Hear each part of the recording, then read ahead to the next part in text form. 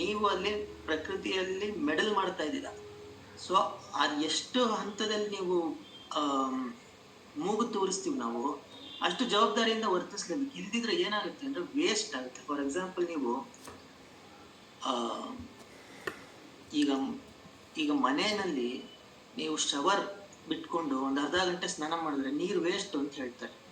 But ನದಿಗೆ ಹೋಗ್ಬಿಟ್ಟು ನೀವು 1.5 ಗಂಟೆ ಸ್ನಾನ ಮಾಡಿದ್ರು ವೇಸ್ಟ್ ಇಲ್ಲ, ಇಡೀ ದಿನ ಸ್ನಾನ ಮಾಡ್ತಾ ಇದ್ರು ವೇಸ್ಟ್ ಇಲ್ಲ. ಯಾಕೆಂದ್ರೆ ನೀವು ಶವರಿಗೆ ನೀರು ತಂದ್ಕೊಳ್ಳುವಾಗ ಅಲ್ಲಿ ನಾಲೆಡ್ಜ್ ಇನ್ವಾಲ್ವ್ ಆಗಿದೆ, ಮೆಟೀರಿಯಲ್ಸ್ ಇನ್ವಾಲ್ವ್ ಆಗಿದೆ, ಇಂಜಿನಿಯರಿಂಗ್ ಇನ್ವಾಲ್ವ್ ಆಗಿದೆ. ಮತ್ತೆ ಅಲ್ಲಿ ಯಾವ್ದು ಸಹಜ ಹರಿವಿತ್ತು ನದಿದು, ಅಲ್ಲಿಂದ ನೀವು ಒಂದ್ ಭಾಗನ ಸ್ಕೂಪ್ ಔಟ್ ಮಾಡ್ತಾ ಇದ್ದೀರಾ. ಅಷ್ಟೆಲ್ಲ ಮಾಡಿ ಮನೆಗೆ ತಂದ್ಕೊಂಡೋದನ್ನ ವೇಸ್ಟ್ ಮಾಡಂಗಿಲ್ಲ. ದಟ್ ಇಸ್ ದ ಪಾಯಿಂಟ್ ಅಷ್ಟೇ. ನೀವು ನದಿಯೆಲ್ಲ ಸ್ನಾನ ಮಾಡಂಗಿದ್ರೆ ಇಡೀ ದಿನ ಸ್ನಾನ ಮಾಡ್ಕೊಂಡಿದ್ರು ಯಾರು ಕೇಳೋದು. ಹಂಗೆ ಪ್ರಕೃತಿಲಿ ಅದ್ರ ಪಾಡಿಗೆ ಸೌಂದರ್ಯ ಕಾಣಂಗೆ ನಿಮಗೆ ಸಾಕು ಅಂದ್ರೆ ಯಾವ ಜವಾಬ್ದಾರಿನೂ ಇಲ್ಲ, ಸುತ್ತಾಡ್ಕೊಂಡಿರ್ಬೋದು. ಬಟ್ ಅದನ್ನ ಸ್ಕೂಪ್ ಮಾಡಿ ಕಲೆಗೆ ತರ್ತಿದ್ದಾಗ ಕಲೆನಲ್ಲಿ ಒಂದಿಷ್ಟು ಜವಾಬ್ದಾರಿ ಇರುತ್ತೆ. ಮತ್ತೆ ಅದು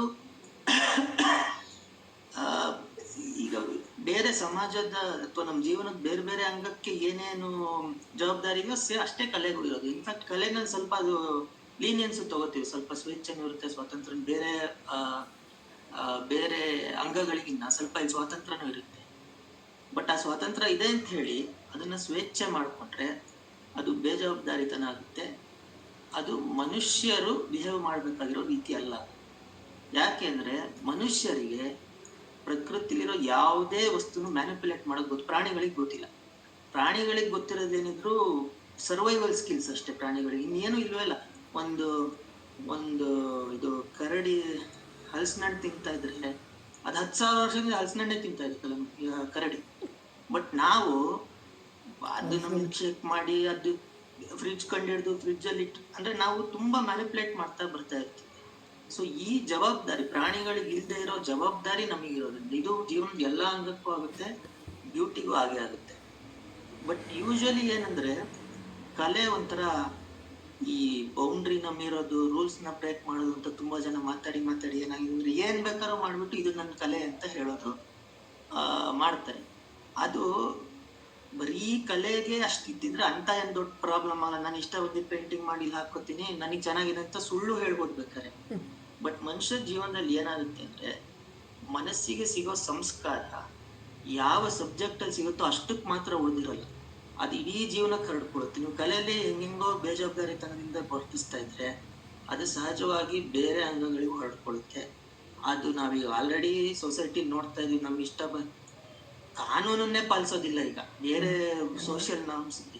ಸೊ ಆ ಲೆವೆಲ್ಗೆ ಬಹಳ ಈಸಿಯಾಗಿ ಹೋಗುತ್ತೆ. ಹಂಗಾಗಿ ನಿಮ್ ಆಯಾ ಸಬ್ಜೆಕ್ಟ್ ಏನ್ ಸ್ವಾತಂತ್ರ್ಯ ಇದೆ ಬಿಟ್ಟಿದೆ ಅನ್ನೋದಕ್ಕಿಂತ ಇಡೀ ಒಂದು ನಮ್ಮ ಜೀವನಕ್ಕೆ ಏನ್ ರೂಲ್ ಇದೆ ಅದು ಎಲ್ಲಾ ಅಂಗಗಳಿಗೂ ಅಪ್ಲೈ ಆಗುತ್ತೆ ಅಂತ ತಿಳ್ಕೊಂಡು ಆಯಾ ಅಂಗಗಳಲ್ಲಿ ಎಷ್ಟು ಸ್ವಾತಂತ್ರ್ಯ ತಗೋದು ಅಷ್ಟು ಸ್ವಾತಂತ್ರ್ಯ ತಗೊಂಡು ಮುಂದುವರೆದಾಗ ಪರ್ಫೆಕ್ಟ್ ವರ್ಕ್ ಆಗುತ್ತೆ. ಮತ್ತೆ ಕಲೆಯಲ್ಲಿ ಆಕ್ಚುಲಿ ಜನನು ಕೂಡ ಒಂಥರ ಒಂದು ಸ್ವಾತಂತ್ರ್ಯ ಕೊಡ್ತಾರೆ ಕಲೆಗೆ.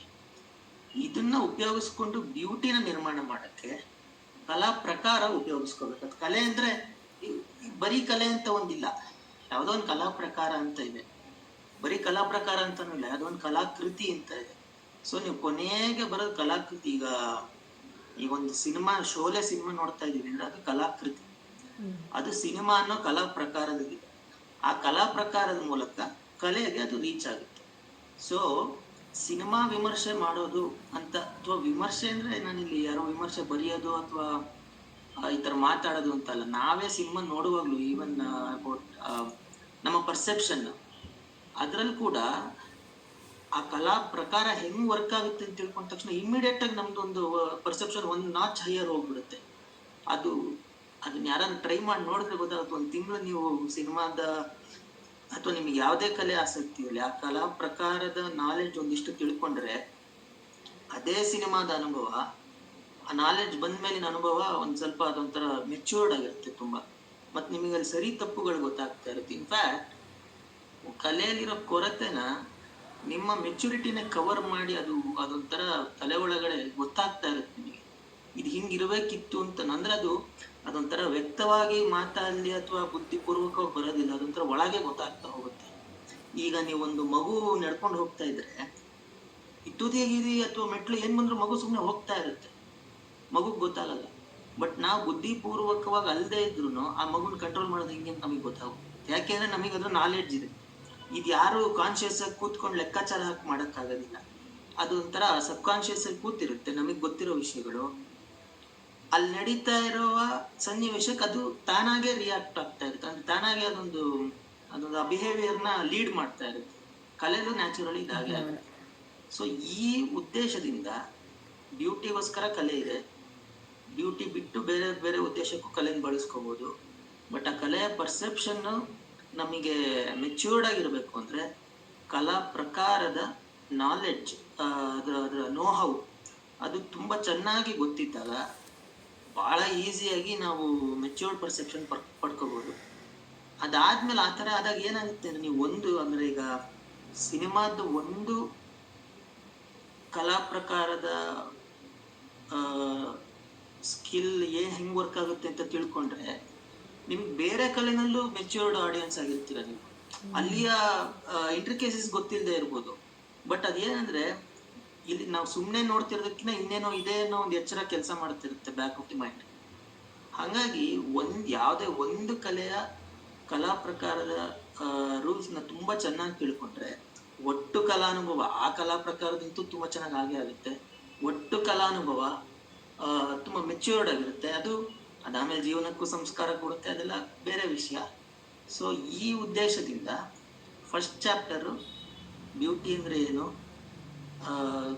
ಇದು ನ್ಯಾಚುರಲ್ ಆಗಿ ಬ್ಯೂಟಿ ಹೆಂಗಿದೆ, ಕಲೆನಲ್ಲಿ ಬ್ಯೂಟಿ ಏನು ಮಾಡುತ್ತೆ, ಮತ್ತು ಅದನ್ನ ಮೌಲ್ಯಮಾಪನ ಮಾಡೋದು ಹೇಗೆ ಅಂದ್ರೆ ಹೇಗೆ ಅನ್ನೋದನ್ನ ನೆಕ್ಸ್ಟ್ ಚಾಪ್ಟರ್ಸ್ ಬರುತ್ತೆ. ಮೌಲ್ಯಮಾಪನ ಮಾಡಕ್ಕೆ ಏನ್ ತಯಾರಿ ಬೇಕು ಅನ್ನೋದನ್ನ ಫಸ್ಟ್ ಚಾಪ್ಟರ್ ಅಲ್ಲಿ ಕವರ್ ಮಾಡಿದೀನಿ. ಈಗ ಓದಿರೋರು ಇದ್ರೆ ನೀವು ಯಾವ್ದೇ ಸ್ಪೆಸಿಫಿಕ್ ಕ್ವಶನ್ ಆಗಲಿ ಜನರಲ್ ಕ್ವಶನ್ ಆಗಲಿ ಕೇಳ್ಬೋದು, ಅಥವಾ ನಿಮಗೆ ಏನಾದ್ರು ಹೇಳೋದಿದ್ರು ಹೇಳ್ಬೋದು.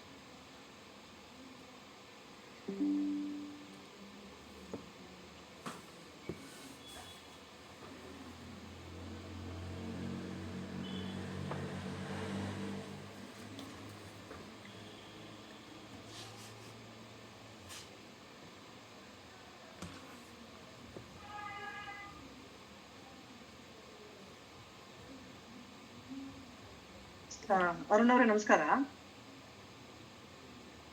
ಕೇಳಿಸ್ತಾ ಇದೆಯಾ? ನಾನು ಧೀಮಂತ್ ಅಂತ ಹೇಳಿ ನಮ್ದೊಂದು ಪ್ರಶ್ನೆ ಇದೆ.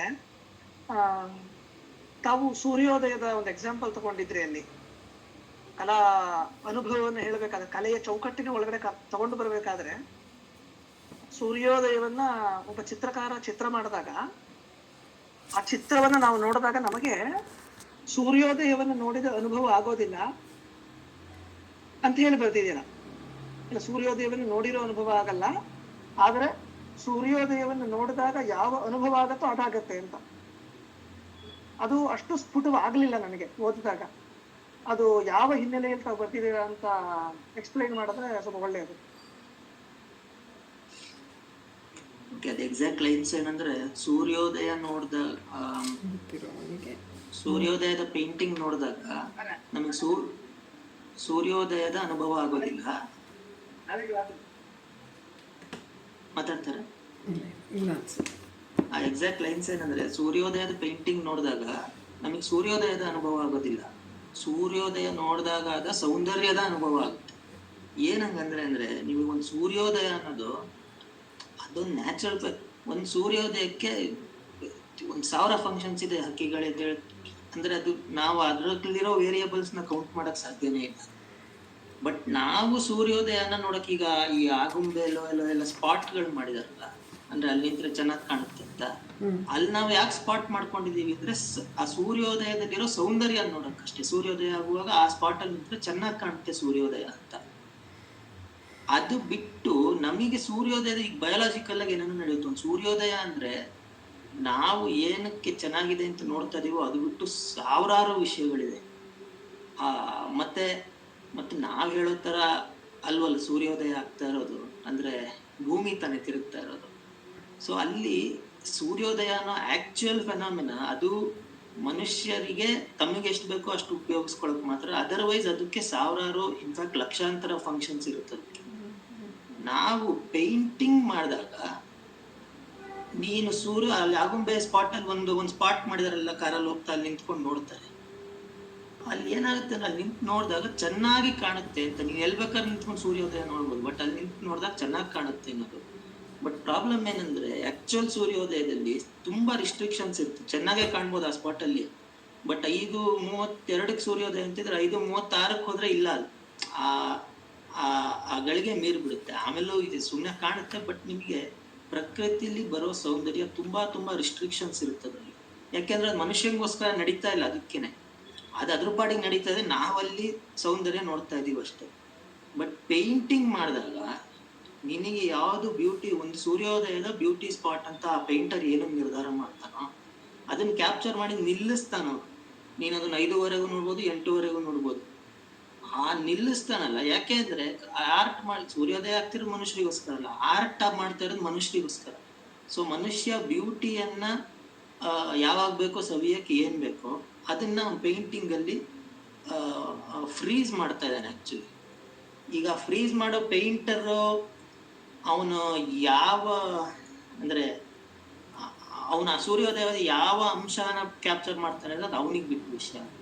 ಬಟ್ ಸ್ಟಿಲ್ ನಾವು ಆ ಎಕ್ಸಾಕ್ಟ್ ಸೂರ್ಯೋದಯದ ಪೇಂಟಿಂಗ್ ಅಂತ ಎಕ್ಸಾಂಪಲ್ ತಗೊಂಡ್ರೆ, ಆ ಎಕ್ಸಾಕ್ಟ್ ಸೂರ್ಯೋದಯದ ಆ ಗಳಿಗೆಗೆ ನ್ಯಾಚುರಲ್ ಫೆನಾಮಿನನ್ ಆಗಿ 100 ಫಂಕ್ಷನ್ಸ್ ಇದೆ. ಕಲೆನಲ್ಲಿ ಅಲ್ಲಿ ನಿಮಗೆ ಏನು ಚೆನ್ನಾಗಿ ಕಾಣುತ್ತೆ ಅಂತ ನೀವು ಆಗುಂಬೆಲ್ ನಿಂತು ನೋಡ್ತಿದ್ರಿ, ಅದು ಮಾತ್ರ ಇದೆ, ಇನ್ನೇನು ಇಲ್ಲ. ಕಲೆ ಮಾಡಿರ್ತದೆ ಅಷ್ಟೇ. ಸೊ ಹಂಗಾಗಿ ಸೂರ್ಯೋದಯದ ಪೇಂಟಿಂಗ್ ನೋಡಿದಾಗ, ಇನ್ಫ್ಯಾಕ್ಟ್ ಏನಂದ್ರೆ ನೀವು ಸೂರ್ಯೋದಯದ ಪೇಂಟಿಂಗ್ ನೋಡಿದಾಗ ನಿಮಗೆ ಅಲ್ಲಿ ಆಗುಂಬೆಲ್ ನಿಂತಾಗ ಚಳಿನೂ ಏನಾಗಿದ್ರೆ ಆ ಚಳಿ ನೆನಪಾಗ್ಬೋದು, ಅದು ಬೇರೆ ವಿಷಯ. ಆತರ ಮನ್ಸಿಗೆ 100 ಏನೋ, ಅಥವಾ ನೀವು ಹೋಗ್ತಾ ಏನೋ ಆಕ್ಸಿಡೆಂಟ್ ಏನಾರು ಆಗ್ಬಿಟ್ಟಿದ್ರೆ ನಿಮಗೆ ಪೇಂಟಿಂಗ್ ನೋಡಿದಾಗೆಲ್ಲ ಬರೀ ಅದೇ ನೆನಪಾಗುತ್ತೆ. ಅದೊಂಥರ ಈ ಸೈಡ್ ಎಫೆಕ್ಟ್ಸ್ ಅವೆಲ್ಲ. ಬಟ್ ಆಕ್ಚುಲಿ ಏನು ಇವೆಂಟ್ಫುಲ್ ಅಲ್ಲದೆ ನಿಮ್ ಪಾಡಿಗೆ ನೀವು ಒಂದು ಸೂರ್ಯೋದಯ ನೋಡಿದ್ರೆ ಅಲ್ಲಿ ಯಾವ ಬ್ಯೂಟಿನ ನೋಡಿದ್ರಿ, ಆ ಬ್ಯೂಟಿಯ ನೆನಪು ಸೂರ್ಯೋದಯದ ಪೇಂಟಿಂಗ್ ಇಂದ ಆಗುತ್ತೆ. ಒಟ್ಟು ಸೂರ್ಯೋದಯದ ಫೆನಾಮಿನಾಗೂ ಸೂರ್ಯೋದಯಕ್ಕೂ ಪೇಂಟಿಂಗಿಗೂ ಸಂಬಂಧ ಇದೆ. ಅದು ಅಲ್ಲಿ ಪಾಯಿಂಟ್. ಯಾಕೆ ಅಂದ್ರೆ ಸೂರ್ಯೋದಯ ಅದು ಅದ್ರ ಮನುಷ್ಯರಿಗೋಸ್ಕರ ಆಗ್ತಾ ಇಲ್ಲ, ಬಟ್ ಕಲೆಯ ನಿರ್ಮಾಣ ಮನುಷ್ಯರಿಗೋಸ್ಕರ ಆಗ್ತಾ ಇದೆ. ಅದು ಪಾಯಿಂಟ್ ಅಷ್ಟೇ. ಧನ್ಯವಾದ.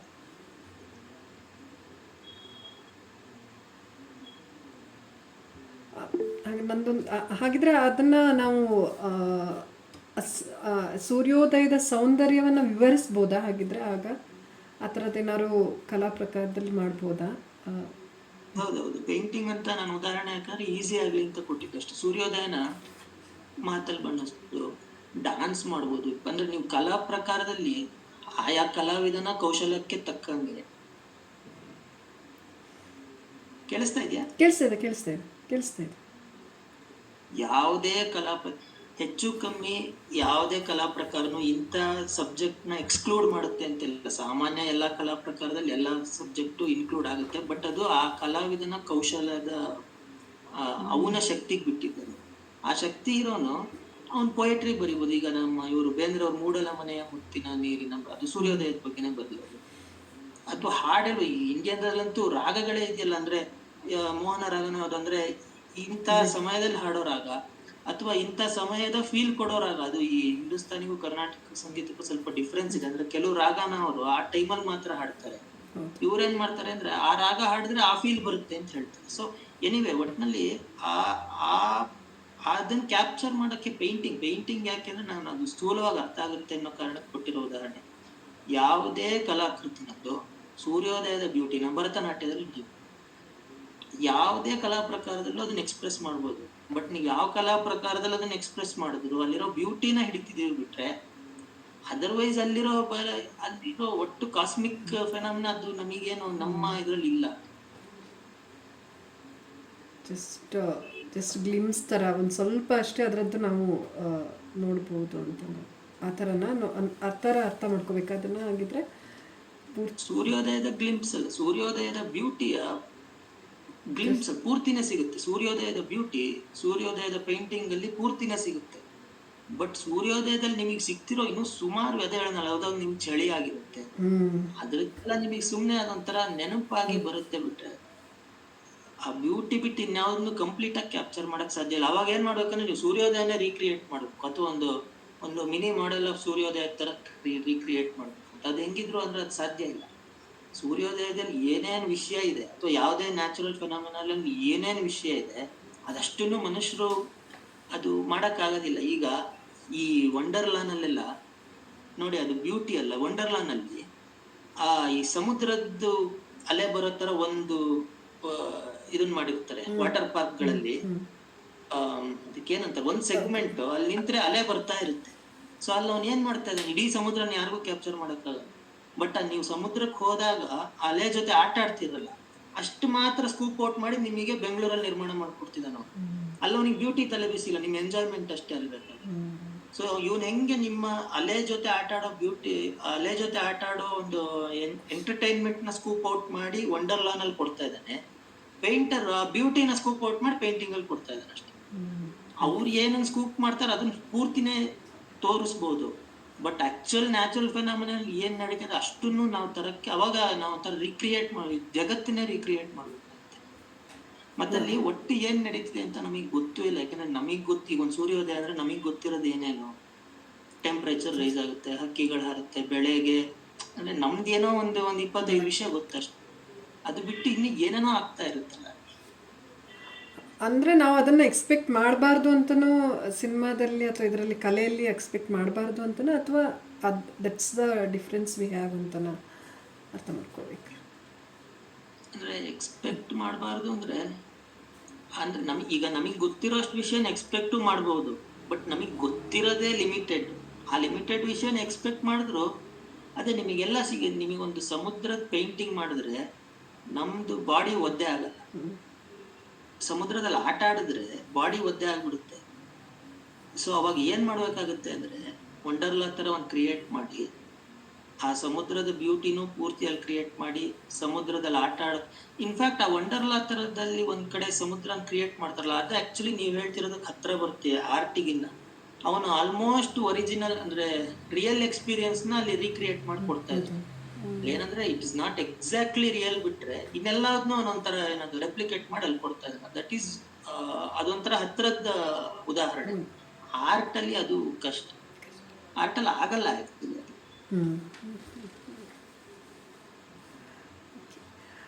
ಶ್ರವಣ್ ಕುಮಾರ್ ಅವರು ಆಗ ಹ್ಯಾಂಡ್ ರೈಸ್ ಮಾಡಿದ್ರು. ಏನೋ ಪ್ರಶ್ನೆ ಇದೆಯಾ ನಿಮ್ದು?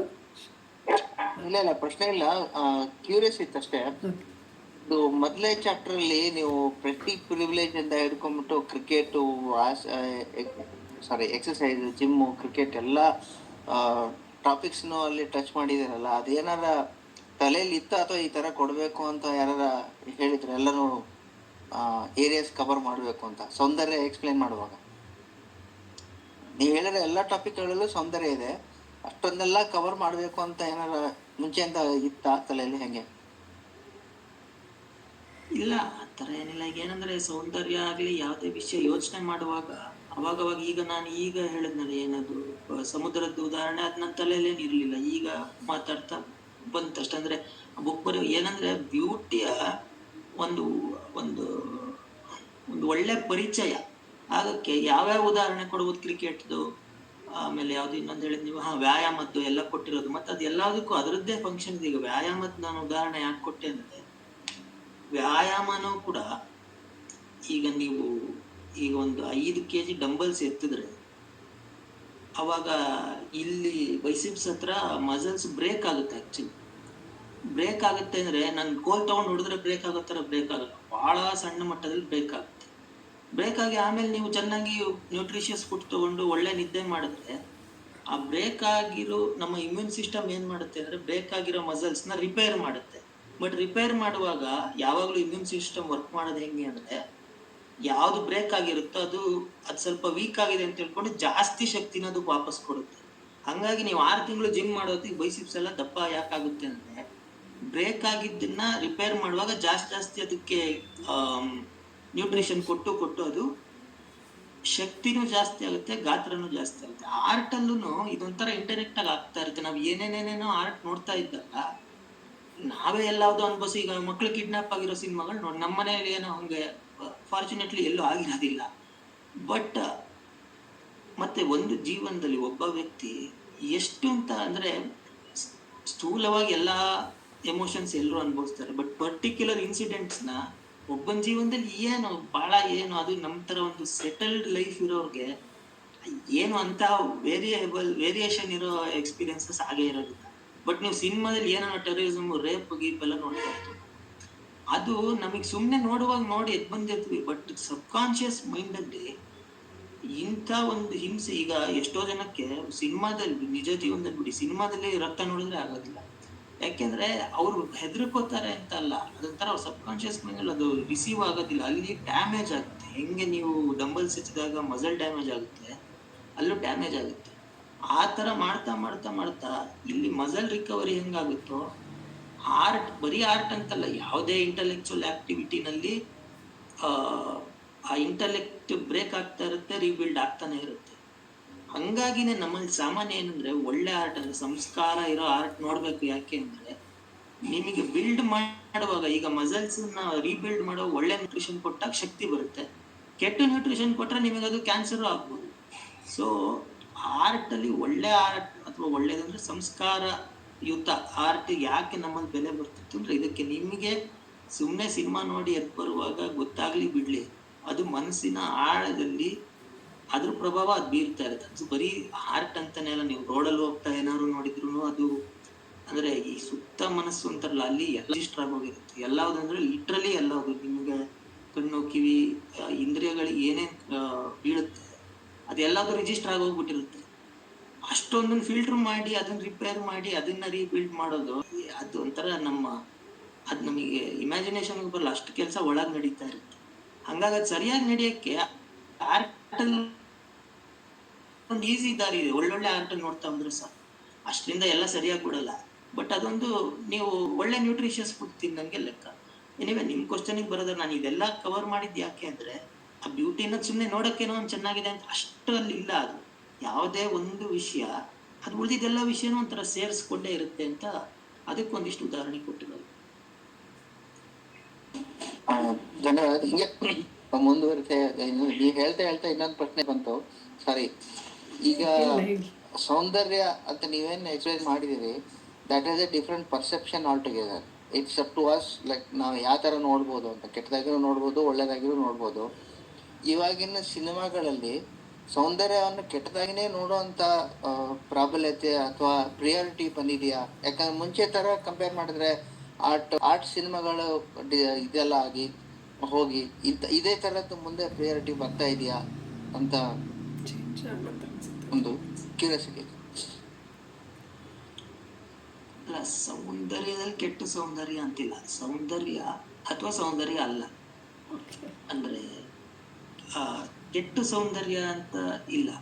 ಅಲ್ಲ, ಸೌಂದರ್ಯ ಕೆಟ್ಟದಾಗಲ್ಲ, ಸೌಂದರ್ಯವನ್ನ ಕೆಟ್ಟದಾಗಿ ನೋಡುವಂಥದ್ದು ಮನಸ್ಥಿತಿ ಅಲ್ಲ. ಈಗ ಅದೇನಂದ್ರೆ ಅದು ಆ ಮಾರಲ್ ಗ್ರೌಂಡ್ ಅಲ್ಲಿ. ಈಗ ಒಂದು ಸೌಂದರ್ಯನ ಕೆಟ್ಟದಾಗ ನೋಡೋದು, ಈಗ ಒಂದು ಐಟಮ್ ಸಾಂಗ್ ಮಾಡಿದ್ರೆ ಅಲ್ಲಿ ಹುಡುಗಿನ ಚೆನ್ನಾಗಿ ತೋರಿಸಿದ್ರೇನೆ ಅದು ಸೌಂದರ್ಯ. ಅದು ಆರ್ಟ್ ಒಳಗಡೆ ನಾವು ಏನನ್ನ ಒಳ್ಳೇದು ಕೆಟ್ಟದು ಅಂತೀವಿ ಅದು ವರ್ಕ್ ಆಗೋದಿಲ್ಲ. ನೀನು ಐಟಮ್ ಸಾಂಗ್ ಹಿಡ್ದೇ ಇದ್ರೆ ಬೇರೆ ವಿಷಯ, ಬಟ್ ಐಟಮ್ ಸಾಂಗ್ ಇಡೋದಾದ್ರೆ ಅವಳನ್ನ ರಾಂಚಿಯಾಗೇ ತೋರಿಸ್ಬೇಕು, ಬೇರೆ ಅಂದ್ರೆ ದಟ್ಸ್ ದ ಹೋಲ್ ಪಾಯಿಂಟ್. ಹಂಗಾಗಿ ಅವಾಗ ಒಂದು ಸಿನಿಮಾದಲ್ಲಿ ಐಟಮ್ ಸಾಂಗಿನ ಅವಶ್ಯಕತೆ ಇತ್ತು, ಅದನ್ನ ತುಂಬಾ ರಾಂಚಿಯಾಗಿ, ಅಂದ್ರೆ ನಾವು ಸಾಮಾನ್ಯ ಸಮಾಜದಲ್ಲಿ ಅದನ್ನ ಕೆಟ್ಟದಾಗ ತೋರ್ಸಾರ ಹುಡುಗಿನ ಅಂತ ಹೇಳ್ತೀವಿ, ಆ ತರ ರಾಂಚಿಯಾಗಿ ತೋರಿಸಿದ್ರೆ ಅದು ಒಳ್ಳೆ ಆರ್ಟ್. ಆಕ್ಚುಲಿ ಅದು ಆ ಮಾರಲ್ ಸೈನ್ಸ್ ಅಲ್ಲಿಗೆ ಅಪ್ಲೈ ಆಗೋದಿಲ್ಲ. ಇನ್ಫ್ಯಾಕ್ಟ್ ಅಲ್ಲ, ಅಷ್ಟು ಎಕ್ಸ್ಟ್ರೀಮ್ ಬದಲು ಈಗ ಒಂದು ಕೊಲೆನ ಚೆನ್ನಾಗೇ ತೋರಿಸ್ಬೇಕು. ಅಂದ್ರೆ ಬರೀ ಕೊಲೆ ಅಲ್ಲ, ಈ ತರ ಹೇಳಿದ್ರೆ ಸ್ವಲ್ಪ ಅದು ಕೆಟ್ಟದಾಗ ಕೇಳ್ಬೋದು. ನೀವೊಂದು ರೇಪ್ ಸೀನ್ ತೋರಿಸಿದ್ರು ಕೂಡ ಆರ್ಟ್ ಒಳಗಡೆ ಅದು ಬ್ಯೂಟಿಫುಲ್ಲೇ ಅದು. ಯಾಕೆಂದ್ರೆ ಆರ್ಟಲ್ಲಿ ಬರ್ತಿರೋದು ಎಲ್ಲಾದು ರಸನೇ. ಅದರ ಸಾಮಾಜಿಕ ಪರಿಣಾಮ, ಅಥವಾ ಈಗ ಯಾರು ಹಂಗೆ ತೋರಿಸ್ಬಿಟ್ಟು ಇಲ್ಲ ರೇಪ್ ಮಾಡದೆ ಸರಿ ಅಂತ ತೋರಿಸಿದ್ರೆ ಅದು ಬೇರೆ ವಿಷಯ. ಬಟ್ ಒಂದು ಸಿನಿಮಾದಲ್ಲಿ ಈಗ ಇವಳನ್ನ ಇವನ್ ಸೀತನ ರಾವಣ ಎತ್ಕೊಂಡು ಹೋಗೋದು, ಈ ತರ ಸೀನ್ ಎಲ್ಲ ಮಾಡಿದಾಗ ಏನಾಗುತ್ತೆ ನೋಡಿ. ರಾಮಾಯಣದಲ್ಲಿ ರಾವಣ ಸೀತೆ ಮೈ ಮೇಲೆ ಕೈ ಹಾಕಿ ಎತ್ಕೊಂಡು ಹೋದ ಅನ್ನೋದನ್ನ ಬಹಳ ಹಸಿಯಾಗಿ ಬರ್ದಿದ್ದಾರೆ. ಬಟ್ ಇವತ್ತಿನ ಸಿನಿಮಾಗಳಲ್ಲಿ ಏನಾಗುತ್ತೆ, ಹಂಗೆ ತೋರಿಸಿದ್ರೆ ನಮ್ಮ ಜನಕ್ಕೆ ಅದು ಬೇಜಾರಾಗುತ್ತೆ, ಸಿಟ್ಟು ಬರುತ್ತೆ ಅಂತ ಹೇಳಿ ಏನೇನೋ ಬೇರೆ ಮಾಡ್ಬಿಟ್ಟು ಅವಳು ಪರ ಪುರುಷನ ಸ್ಪರ್ಶನೇ ಆಗಿಲ್ವೇನೋ ಅನ್ನೋ ತರ ಸಿನಿಮಾದಲ್ಲಿ ತೋರಿಸ್ತಾರೆ. ಇನ್ನೂ ಒಂದು ಸಿಂಪಲ್ ಉದಾಹರಣೆ ಕೊಡ್ತೀನಿ. ಇವನು ಆ ಲಕ್ಷ್ಮಣ ರಾಮ ಬೇಟೆಗೆ ಹೋದಾಗ ಜಿಂಕೆನ ಹುಡುಕೊಂಡು ಸೀತೆ ಲಕ್ಷ್ಮಣನ ಕೂಗ್ತಾನೆ, ಅಂದ್ರೆ ಮಾರೀಚನೆ ಕೂಗ್ತಾನೆ. ಅವಾಗ ಲಕ್ಷ್ಮಣನ್ಗೆ ಸೀತೆ ಹೇಳ್ತಾಳೆ, ನೀನ್ ಹೋಗು, ರಾಮ ಕಷ್ಟದಲ್ಲಿದ್ದಾನೆ ಅಂತ. ಅವನ್ ಹೇಳ್ತಾನೆ, ಇಲ್ಲ ರಾಮ ಹಂಗೆಲ್ಲ ಕಷ್ಟದಲ್ಲಿ ಇರಲ್ಲ, ನೀನ್ ತಲೆ ಕೆಡಿಸ್ಕೋಬೇಡ, ಇದೆಲ್ಲ ಇವ್ರದ್ದು ಪ್ಲಾನ್ ಅಷ್ಟೇ ಅಂತ. ಅವಾಗ ಆಕ್ಚುಲಿ ರಿಯಲಿ ವಾಲ್ಮೀಕಿ ರಾಮಾಯಣದಲ್ಲಿ ಏನಿದೆ ಅಂದ್ರೆ, ಸೀತೆ ನಿನಗ್ ನನ್ ಮೇಲೆ ಆಸೆ ಇದೆ ಅದಕ್ಕೆ ನೀನ್ ಹೋಗ್ತಾ ಇಲ್ಲ, ರಾಮ ಸತ್ತೋಗ್ಬಿಡ್ಲಿ ಅಲ್ಲಿ, ಅವಾಗ ನೀನು ಭರತ ಸೇರಿ ನನ್ನನ್ನು ಹಂಚ್ಕೋಬಹುದು ಅಂತ ನಿಮ್ಮಿಬ್ರು ಪ್ಲಾನ್ ಅಂತ ಬೈತಾಳೆ. ಅವನು ಆ ಮಾತು ಕೇಳಿ ತಲೆ ಕೆಟ್ಟು ಎದ್ದು ಅವಳಿಗೆ ಅವನು ಬೈದ್ಬಿಟ್ಟು ಹೋಗ್ತಾನೆ. ಬಟ್ ರಮಾನಂದ ಸಾಗರ್ ರಾಮಾಯಣದಲ್ಲಿ ಏನ್ ಮಾಡಿದಾರೆ ಅದನ್ನ, ನೀನು ಈ ತರ ಅಂದ್ರೆ ಇಂಥ ಮಾತುಗಳು ಬಂದ್ಬಿಟ್ರೆ ನಮ್ ಜನ ಸಾಮಾನ್ಯ ಈಗ ತಗೊಳಲ್ವಲ್ಲ, ಅಂದ್ರೆ ಅದನ್ನ ಕೆಟ್ಟದು ಅಂತ ನೋಡ್ತಾರೆ. ಈಗ ರಾಮಾನಂದ ಸಾಗರ್ ರಾಮಾಯಣದಲ್ಲಿ ಅದಕ್ಕೆ ನಿನಗ್ ಪೌರುಷ ಇಲ್ಲ, ನೀನು ಕುಕ್ಲ ಅಂತ ಬೈತಾಳೆ, ಇವನು ಅದಕ್ಕೆ ಇಲ್ಲ ನಾನು ಶೂರ ಅಂತ ಹೇಳ್ಬಿಟ್ಟು ಹೋಗ್ತಾನೆ. ಇದನ್ನೊಂದು ಸಾಧಾರಣ ಅರ್ಥದಲ್ಲಿ ಹೇಳೋದಾದ್ರೆ ಚೆನ್ನಾಗಿ ತೋರಿಸಿದ್ದಾರೆ, ಸುಮ್ಮನೆ ಏನೇನೋ ತೋರಿಸಬಲ್ಲ ಅಂತ. ಬಟ್ ವಾಲ್ಮೀಕಿ ರಾಮಾಯಣ ರಿಯಾಲಿಟಿನ ತೋರಿಸ್ತಾ ಇದೆ. ಮತ್ತೆ ಅಲ್ಲಿ ಅವಳು ಸೀತೆ ಕೆಟ್ಟದಾಗಿ ಬೈಯೋದು ಅದೇ ಸೌಂದರ್ಯ. ಅದನ್ನ ಬೈಯೋದನ್ನ ಸರಿಯಾಗಿ ತೋರಿಸ್ದಲೆ ಈ ತರ ಬೈಪಾಸ್ ರೋಡ್ ಹುಡ್ಕೋದು ಅದು ಕೆಟ್ಟದು ಆಕ್ಚುಲಿ.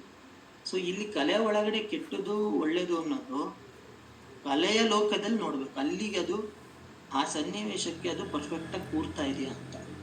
ಅದು ಬಿಟ್ಟು ಇನ್ಯಾವುದು ಅಲ್ಲಿ ಸರಿ ತಪ್ಪು ಲೆಕ್ಕಕ್ಕೆ ಬರೋದಿಲ್ಲ. ಅದರ ಪರಿಣಾಮ ಸಮಾಜದಲ್ಲಿ ಕೆಟ್ಟದಾಗಿ ಬೀರುತ್ತೆ ಅಂತ ಇದ್ರೆ ಅದಕ್ಕೆ ಚಿಂತನೆ ಬಹಳ ಬೇರೆ ಲೆವೆಲಲ್ಲಿ ನಡಿಬೇಕಾಗುತ್ತೆ. ಮತ್ತು ಅವಾಗ ರಿಸ್ಟ್ರಿಕ್ಷನ್ಸ್ ಅಲೌ ಮಾಡೋದು ಏನ್ ಅನ್ನೋದು ಅದಷ್ಟು ಸುಲಭ ಅಲ್ಲ ಡಿಸೈಡ್ ಮಾಡೋದು. ಅವಾಗ ಎಲ್ಲರೂ ಏನ್ ಮಾಡ್ತಾರೆ ಅಂದ್ರೆ ಅವ್ರವ್ರಿಗೆ ಕೆಟ್ಟದ್ದು ಅನ್ಸಿದ್ದು ಬೇಡ ಅಂತ ಹೇಳ್ತಾರೆ. ನನಗೊಂದು ಕೆಟ್ಟದ್ದು ಅನ್ಸುತ್ತೆ, ಇನ್ನೊಬ್ರಿಗೆ ಒಂದು ಕೆಟ್ಟದ್ದು ಅನ್ಸುತ್ತೆ, ಎಲ್ಲರೂ ಅದನ್ನ ಹಂಗೆ ಆಗೋದಿಲ್ಲ.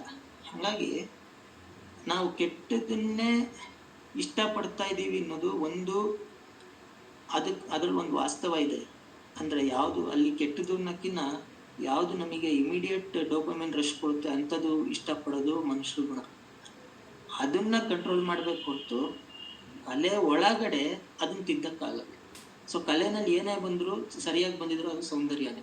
ಅಲ್ಲಿ ಅದು ಅಂದ್ರೆ ಹೊರಗಡೆ ಅದು ಕೆಟ್ಟದಾದ್ರೂ ಕಲೆ ಒಳಗಡೆ ಅದು ಸೌಂದರ್ಯ.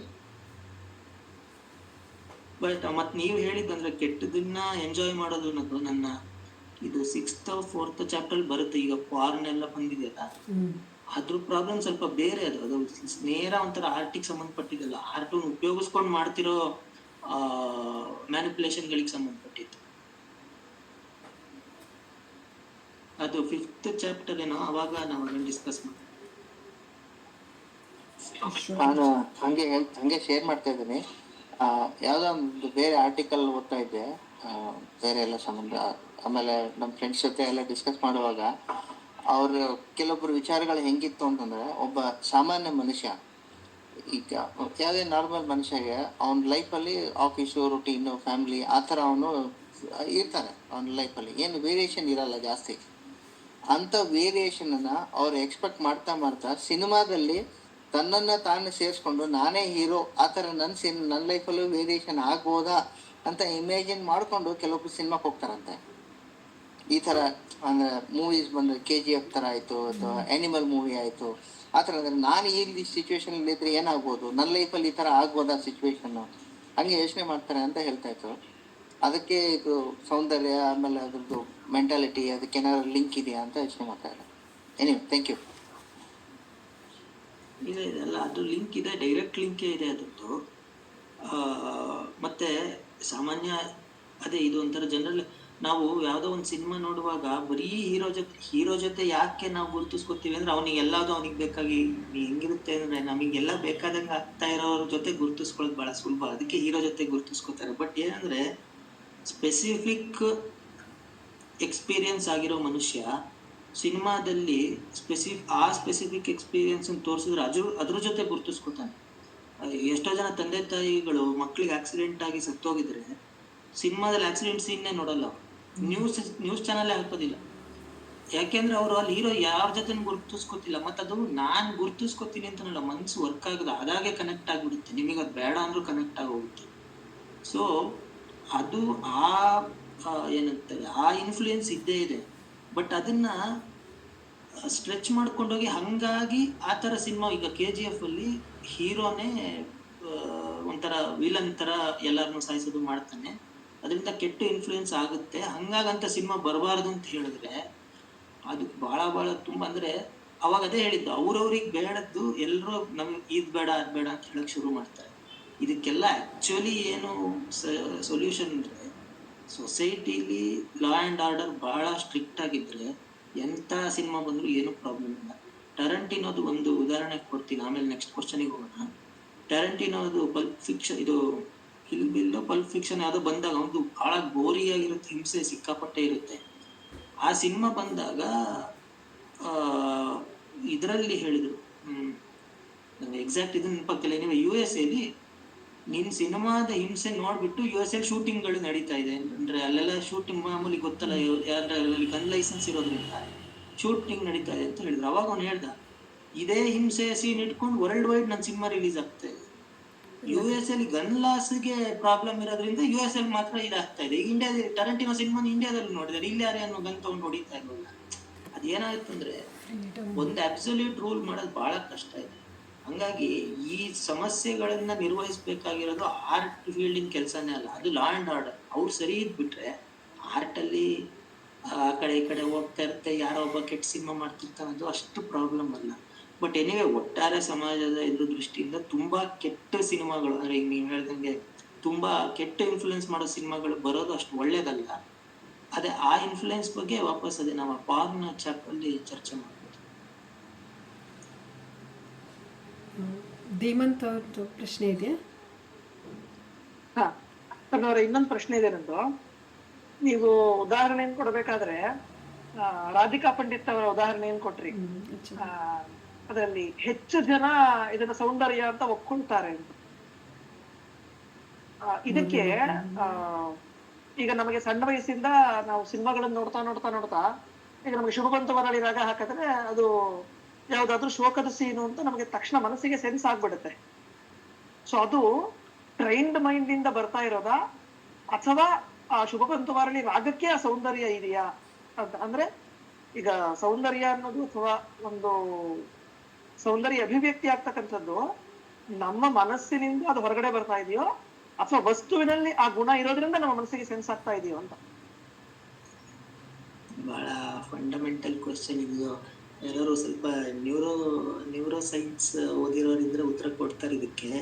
ಇದು ಆರ್ಟ್ನ ಸಬ್ಜೆಕ್ಟಿವ್ ಅಂತ ಹೇಳ್ತಾರೆ. ಬ್ಯೂಟಿನೂ ಒಂದ್ ಲೆಕ್ಕದಲ್ಲಿ ಸಬ್ಜೆಕ್ಟಿವ್. ಆದ್ರೆ ಏನಾಗುತ್ತೆ ಅಂದ್ರೆ, ಈಗ ನೀವು ಟ್ರೈನ್ಡ್ ಅಂತ ಹೇಳಿದ್ರಲ್ಲ, ಶುಭ ಪಂತು ವರಾಳಿ ರಾಗದಲ್ಲಿ ಆ ಗುಣ ಇದೆ ಅಂತ ಹೇಳಕ್ಕೆ ಬಹಳ ಕಷ್ಟ, ಹಂಗೆ ಹೇಳಕ್ ಆಗೋದಿಲ್ಲ. ಅದು ಕೊನೆಗೆ ನಮ್ಮಲ್ಲಿ ಬಂದೇ ಎಕ್ಸ್ಪೀರಿಯನ್ಸ್ ಆಗೋದು ಅದು. ಮತ್ತೆ ಅದು 99% ಆಫ್ ದಿ ಟೈಮ್ಸ್ ಟ್ರೈನ್ಡ್ ಅದು.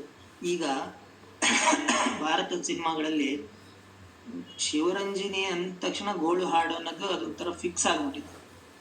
ಇವತ್ತು ಯಾರು ಒಬ್ಬ ಶಿವರಂಜನಿ ರಾಗದಲ್ಲಿ ಖುಷಿಯಾಗಿರೋ ಹಾಡು ಮಾಡಿದ್ರೆ ಬೇರೆಯವರು ಅವ್ರ ಪಾಡಿಗೆ ಎಂಜಾಯ್ ಮಾಡ್ತಾರೆ. ರಾಗದ ಸಿನಿಮಾ ಮೂಲಕ ರಾಗದ ಪರಿಚಯ ಮಾಡ್ಕೊಂಡು ಅವನಿಗೆ ಅದೇನೋ ಒಂಥರ ಡಿಸ್ಟರ್ಬ್ ಆಗ್ಬಿಡುತ್ತೆ.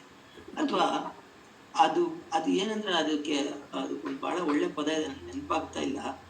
ಈ ಟ್ರೈನ್ಡ್ ಬಿಹೇವಿಯರ್ ಅಂತ ಅದಕ್ಕೆ ಆ ಪದ ನಂಗೆ ನೆನಪಾಗ್ತಿಲ್ಲ. ಅದೇನಂದ್ರೆ ನಮಗೆ ಏನ್ ಟ್ರೈನಿಂಗ್ ಸಿಕ್ಕಿರುತ್ತೋ, ಈಗ ನೀವು ಆಫ್ರಿಕನ್ ಟ್ರೈಬ್ಗಳದ್ದು ಈ ಮದುವೆ ಸಂಪ್ರದಾಯಗಳದ್ದು ವಿಡಿಯೋಸ್ ಇದೆ, ನೀವು ಯೂಟ್ಯೂಬಲ್ಲೆಲ್ಲ ನೋಡ್ಬೋದು. ನಮಗೆ ಈಗ ಆ ಥರ ಹೇಳಿದ್ರೆ ಈಗೆಲ್ಲ ರೇಸಿಸಮ್ ಅಂತಾರೆ, ಬಟ್ ನನಗೆ ಅವ್ರು ಯಾರಲ್ಲೂ ಆ ಥರ ಒಂದು ನಮ್ಮ ಸೌಂದರ್ಯ ಮಾಪನದಲ್ಲಿ ಅದೇನು ಚೆನ್ನಾಗಿ ಕಾಣ್ತಾ ಇರೋದಿಲ್ಲ ಆ್ಯಕ್ಚುಲಿ. ಒಟ್ಟು ಅದೊಂದು ಕಲಾಪ ಅಂತ ಗೊತ್ತಾಗಿ ಅದನ್ನ ಅಪ್ರಿಷಿಯೇಟ್ ಮಾಡ್ಬೋದು ಬಿಟ್ರೆ ಅದು ಏನೋ, ಯಾಕೆಂದ್ರೆ ನಮ್ಮ ಮನ್ಸು ಆ ಥರ ಟ್ರೈನ್ ಆಗಿಲ್ಲ. ಇದನ್ನ ಇದು ಸ್ವಲ್ಪ ಡೀಪಾಗಿ ಹೋಗೋದು ವಿಷಯ. ಯಾವುದೇ ನಮ್ದಲ್ಲದ ಸಂಸ್ಕೃತಿಯ ಆರ್ಟನ್ನ ನೋಡುವಾಗ ನಾವ್ ಯಾವ್ದ್ರಲ್ಲಿ ಟ್ರೈನ್ ಆಗಿರ್ತೀವೋ ಅದ್ರ ಮಾಪನನ ಬಳಸಬಾರದು ಅನ್ನೋದೇ ರೂಲ್ ಆಕ್ಚುಲಿ. ಇಲ್ದಿದ್ರೆ ನನಗೆ ಬೇರೆ ಯಾವ್ದು ಇಷ್ಟನೇ ಆಗೋದಿಲ್ಲ. ಒಬ್ಬಳು ಹುಡುಗಿ ಇಂಡಿಯನ್ ತರ ಇಲ್ದೇ ಇದ್ದ ತಕ್ಷಣ ಅವ್ಳು ಚೆನ್ನಾಗಿಲ್ಲ ಅಂತಾನೆ ಅನ್ಸಕ್ ಶುರು ಆಗೋದು. ಹಂಗಾಗಿ ನಮ್ದಲ್ಲದ ಕಲ್ಚರಿನ ವಿಷಯಗಳನ್ನ ನೋಡುವಾಗ ಒಂದಾ ತಟಸ್ಥವಾಗಿರ್ಬೇಕು, ಇಲ್ಲ ಆ ಕಲ್ಚರಿನ ಏನು ಟ್ರೈನಿಂಗ್ ಇದೆ ಅದನ್ನ ನಾವು ಪಡ್ಕೋಬೇಕು. ನಮ್ ಟ್ರೈನಿಂಗ್ ಇಂದ ಅದನ್ನ ನೋಡಿದ ತಕ್ಷಣ ಅಲ್ಲಿ ಅನ್ನೆಸೆಸರಿ, ಅದು ಇಷ್ಟನೂ ಆಗ್ಬೋದು, ಬಟ್ ಅನ್ನೆಸೆಸರಿ ಒಂಥರ ಟಜಲ್ ಬರುತ್ತೆ. ನಾನು ಇಲ್ಲಿ ರಾಧಿಕಾ ಪಂಡಿತ್ ಅವರು ಉದಾಹರಣೆ ಕೊಡ್ತಾ ಇರೋದು ಏನು ಅಂದ್ರೆ, ಒಂದು ಪ್ರಾಬ್ಲಮ್ ಈಗ ಏನಾಗಿದೆ ಅಂದ್ರೆ ಆರ್ಟ್ ಸಬ್ಜೆಕ್ಟಿವ್ ಅಂತ ಹೇಳಿಬಿಟ್ಟು ಒಬ್ಬೊಬ್ಬರಿಗೆ ಒಂದೊಂದು ಇಷ್ಟ ಆಗುತ್ತೆ, ನಂಗೆ ಇಷ್ಟ ಆಗಿದ್ದು ನಿಂಗೆ ಇಷ್ಟ ಆಗ್ಬೇಕಾಗಿಲ್ಲ ಅಂತ ತುಂಬಾ ಜನ ಹೇಳ್ತಾರೆ. ಅದು ಅಷ್ಟೊಂದು ಡೈರೆಕ್ಟ್ ಈಗ ಸಾಮಾನ್ಯ ಅದನ್ನೇ ನಾನು ಹೇಳ್ತಾರೆ. ಈಗ ಒಂದು ಕರ್ನಾಟಕದಲ್ಲಿ ಒಂದು 100 ಜನಕ್ಕೆ ಹೋಗ್ಬಿಟ್ಟು ರಾಧಿಕಾ ಪಂಡಿತ್ ಚೆನ್ನಾಗಿದ್ದಾಳಲ್ವಾ ಅಂದ್ರೆ 99% ಜನ ಚೆನ್ನಾಗಿದ್ದಾಳೆ ಅಂತಾನೆ ಹೇಳ್ತಾರೆ. ಯಾರೊಬ್ಬ ಚೆನ್ನಾಗಿಲ್ಲ ಅಂತ ನಿಜಾನು ಹೇಳ್ಬೋದು, ಸುಳ್ಳು ಹೇಳ್ಬೇಕಾಗಿಲ್ಲ, ಅವನಿಗೇನೋ ಚೆನ್ನಾಗಿ ಕಾಣದೇ ಇರ್ಬೋದು. ಬಟ್ ಅಲ್ಲಿ ಏನೋ ಒಂದು ಜನರಲ್ ರೂಲ್ ಇದೆ. ಪ್ರಾಬ್ಲಮ್ ಏನಂದ್ರೆ ಕಟ್ ಥ್ರೋಟ್ ಆಗಿ ಇದು ರೂಲು ಅಂತ ಹೇಳಕ್ ಆಗಿಲ್ಲ ಅಂದ ತಕ್ಷಣ ಅದೆಲ್ಲ ರ್ಯಾಂಡಮ್ ಆಗಿದೆ ಅಂತ ಈಗ ಹೇಳ್ತಾರೆ. ಅಲ್ಲೇನೋ ರೂಲೇ ಇಲ್ಲ ಅಂತ. ಹಂಗಿರಲ್ಲ. ಏನೋ ಒಂದು ಜನರಲ್ ಈ ನಮ್ಮಲ್ಲಿ ಅದೇನು ಕೈ ಎಳತೆ ಅಂತ ಅಲ್ಲ, ಈ ರುಚಿಗೆ ತಕ್ಕಷ್ಟು ಉಪ್ಪು ನಿಮಗೆ ಎಷ್ಟು ಗ್ರಾಮ್ ಹಾಕ್ಬೋದ್ರೆ ಅದು ಎಷ್ಟು ಗ್ರಾಮ್ ಅಂತ ಇಲ್ಲ ಅಂದ ತಕ್ಷಣ ಎಷ್ಟು ಬೇಕಾದ್ರೂ ಹಾಕ್ಬೋದು ಅಂತಲ್ಲ. ಅಲ್ಲಿ ಏನೋ ಒಂದು ಎರಡು ಮೂರು ಪಾಯಿಂಟ್ ಮಧ್ಯದಲ್ಲಿ ಓಡಾಡೋ ಒಂದು ಜನರಲ್ ರೂಲ್ ಇದೆ. ಬ್ಯೂಟಿಗೂ ಅದೇ ಅಪ್ಲೈ ಆಗುತ್ತೆ. ಆದ್ರಿಂದಾನೇ ನಾವು ಇಲ್ದಿದ್ರೆ 5 ಜನ ಒಂದ್ ಸಿನಿಮಾನ ಇಷ್ಟ ಪಡಕ್ಕೆ ಇವ್ರುಗಳು ಹೇಳೋ ತರ ಎಲ್ಲಾರ್ಗು ಒಂದೊಂದು ಇಷ್ಟ ಆಗಿದ್ರೆ ಯಾರಿಗೂ ಯಾವ್ದೊಂದು ಕಾಮನ್ ಅಭಿರುಚಿ ಇರಕ್ಕೆ ಸಾಧ್ಯ. ಇದು ಅಲ್ಲಿ ನನ್ನ ಬುಕ್ಕಲ್ಲಿ ಪಾಯಿಂಟ್. ನೀವ್ ಹೇಳಿದ್ದು ಸ್ವಲ್ಪ ಇನ್ನೂ ಡಿಪ್ ಹೋಗುತ್ತೆ. ಟ್ರೈನ್ ಅದು ಸ್ವಲ್ಪ ಅಂದ್ರೆ ಅದು ಮತ್ತೆ ಬ್ಯೂಟಿ ಇರುತ್ತೆ. ಈಗ ನಮಗೆ ಫುಡ್ ಅಷ್ಟೇ, ನಿಮಗೆ ಮೋಸ್ಟ್ ಹೆಲ್ದಿ ಫುಡ್ ಅಂತ ಯಾವ್ದೋ ಒಂದು ನಮಗೆ ಪರಿಚಯ ಇಲ್ಲದೆ ಇರೋ ಕ್ಯೂಸಿನ್ ಯಾವ್ದಾದ್ರು ಮೆಡಿಟರೇನಿಯನ್ ಡೆಸರ್ಟ್ ಏನಾದ್ರು ಕೊಟ್ರೆ ಅದು ಹೆಲ್ದಿನೇ ಆಗಿದ್ರು ನಮಗೆ ಇಷ್ಟ ಆಗಲ್ಲ. ಅಲ್ಲ ಅಷ್ಟೇ ಯಾಕೆ, ಈಗ ವೆಜಿಟೇರಿಯನ್ಸ್ಗೆ ನಾನ್ ವೆಜ್ ಅಲ್ಲಿ ಈಗ ರೆಡ್ ಮೀಟ್ ಯಾವ್ದೋ ಒಂದು ಬಹಳ ವರ್ಲ್ಡ್ ಅಲ್ಲೇ ಮೋಸ್ಟ್ ಹೆಲ್ದಿಯೆಸ್ಟ್ ಫುಡ್ ಅಂತ ಕನ್ಸಿಡರ್ ಆಗೋ ಒಂದಿಷ್ಟು ಮಾಂಸನ ತಂದ್ಕೊಟ್ರೆ ಅವನಿಗೆ ಅದನ್ನ ತಿನ್ನೋದಿಲ್ಲ, ಅವನಿಗೆ ನೋಡಕ್ಕೂ ಆಗೋದಿಲ್ಲ. ಈಗ ಆ ವಸ್ತುನಲ್ಲಿ ಕ್ವಾಲಿಟಿ ಇದ್ದೇ ಇದೆ, ಬಟ್ ಇವನಿಗೆ ಅದನ್ನ ರಿಸೀವ್ ಮಾಡಕ್ ಆಗ್ತಾ ಇಲ್ಲ. ಹಂಗಾಗಿ ಅದು ಈ ಟ್ರೈನ್ಡ್ ಬಿಹೇವಿಯರ್ ಅನ್ನೋದು ತುಂಬಾ complex subject. But in general ಹೇಳೋದಾದ್ರೆ ಆ ರಾಗದಲ್ಲೇ ಆ ಗುಣ ಇದೆ ಅಂತ ಹೇಳೋದು ಸ್ವಲ್ಪ ಕಷ್ಟ ಆಕ್ಚುಲಿ.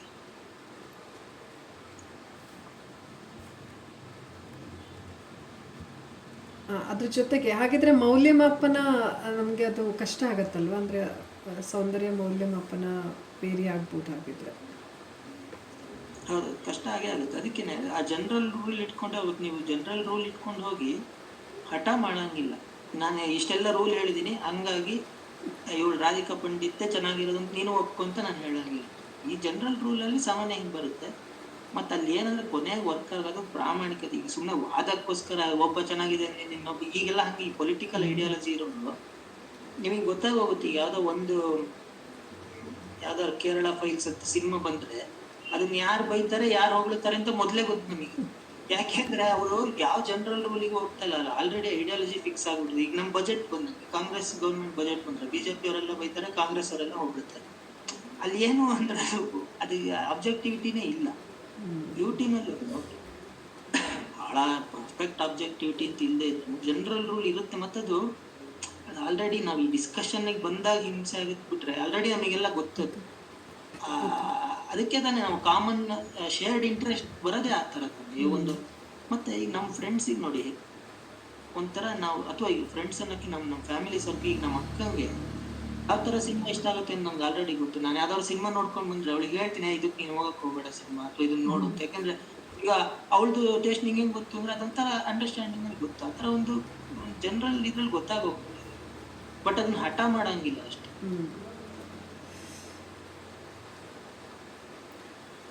ಅಂದರೆ ಯಾರೊಬ್ರು ಚೆನ್ನಾಗಿದೆ ಅಂತ ಹೇಳಿದ್ದು ನನಗೂ ಚೆನ್ನಾಗಿ ಇರತ್ತೆ ಹೇಳೋದನ್ನು ಎಕ್ಸ್ಪೆಕ್ಟ್ ಮಾಡೋದು ತಪ್ಪು ಥರನೂ ಆಗುತ್ತೆ ಅಲ್ವಾ? ಖಂಡಿತ ಎಕ್ಸ್ಪೆಕ್ಟ್ ಮಾಡೋದು ತಪ್ಪು. ಹಂಗಾಗಲ್ಲ. ಕೆಲವು ಸಲ ನಿಜವಾಗ್ಲೂ ಇಬ್ರು ಎಲ್ಲಾ ತರ ಕಾಮನ್ ಇಂಟ್ರೆಸ್ಟ್ ಇದ್ದೂನು ಒಂದೇ ಸಿನಿಮಾ ಒಬ್ರಿಗೆ ಇಷ್ಟ ಆಗ್ಬೋದು, ಇಷ್ಟ ಆಗೋದು ಆಗುತ್ತೆ. ಏನು ಅದೇ ಅದು ಆ ವೇರಿಯಬಲ್ಸ್ ನ ಕೌಂಟ್ ಮಾಡೋದು ತುಂಬಾ ಕಷ್ಟ. ಅದಕ್ಕೆ hole point of the second chapter is ನೀವು ಈ ತರ ವೇರಿಯಬಲ್ಸ್ ನ ಕೌಂಟ್ ಮಾಡ್ಕೊಂಡು ಆಗುತ್ತೆ ಹಂಗೆಲ್ಲ. ಮತ್ತೆ ಅಷ್ಟೇ ಅಲ್ಲ, ಬೇರೆ ಅವ್ರು ಬಿಡಿ, ನನಗೇನೆ ಒಂದು ಇಷ್ಟ ಆಗಿದ್ದ ಸಿನಿಮಾ ಇನ್ನೇನೋ ಮೂಡಲ್ಲಿ ಇದ್ದಾಗ ನೋಡಿದಾಗ ಇಷ್ಟನೇ ಆಗಲ್ಲ. ಹಂಗಾರೆ ಅದಕ್ಕೆ ರೂಲ್ಸೇ ಇಲ್ಲ ಅಂದ್ರೆ. ಹಂಗಾಗಿ ಇವೆಲ್ಲ ನಮ್ಮ ಮೂಡ್ ಶಿಫ್ಟ್ ಅಥವಾ ನಮ್ಮ ಶೇರ್ಡ್ ಇಂಟ್ರೆಸ್ಟ್ ಇದೆಲ್ಲ ಬಿಟ್ಬಿಟ್ಟು ಅಲ್ಲೇನಿದೆ ನೋಡೋದು ಫಸ್ಟ್. ಏನು ಶಾರ್ಟ್ ಅಂದ್ರೆ ಏನು, ಮ್ಯೂಸಿಕ್ ಅಂದ್ರೆ ಏನು. ಈಗ ಇವರು ಹೇಳಿದ್ರಲ್ಲ ರಾಗ, ಆ ರಾಗ ಏನು, ಆ ರಾಗದ ಆರೋಹಣ ಅವರೋಹಣ ಏನು, ಅದರ ವಿಸ್ತಾರ ಏನು, ಅದನ್ನ ಆಬ್ಜೆಕ್ಟಿವ್ ಆಗಿ ನೋಡ್ಬಿಟ್ಟು ಆಮೇಲೆ ನಿಂಗೆ ಇಷ್ಟ ಆಗ್ಬೋದು ಇಷ್ಟ ಆಗದಿರೋ ಅದು ಬೇರೆ ವಿಷಯ. ಇದು ಇಷ್ಟ ಅನ್ನೋದು ಚರ್ಚೆ ವಿಷಯನೇ ಅಲ್ಲ, ಯಾಕೆಂದ್ರೆ ನನ್ನ ಇಷ್ಟ ಅಂತ ಹೇಳ್ಬಿಟ್ರೆ ಮುಗೀತು ನನಗೆ.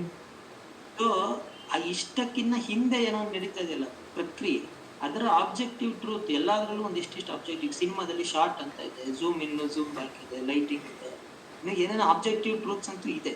ಅದನ್ನ ಫಸ್ಟ್ ತಿಳ್ಕೊಂಡ್ಬಿಟ್ಟು ಆಮೇಲೆ ಅದು ನಂಗೆ ಇಷ್ಟ ಇಲ್ಲ ಅಂತ ಯಾರು ಬೇಕಾದ್ರೂ ಹೇಳ್ಬೋದು, ಅದ್ರಲ್ಲಿ ಏನ್ ತಪ್ಪಿಲ್ಲ. ಬಟ್ ಆಬ್ಜೆಕ್ಟಿವ್ ರೂಲ್ನ ತಿಳ್ಕೋಬೇಕು.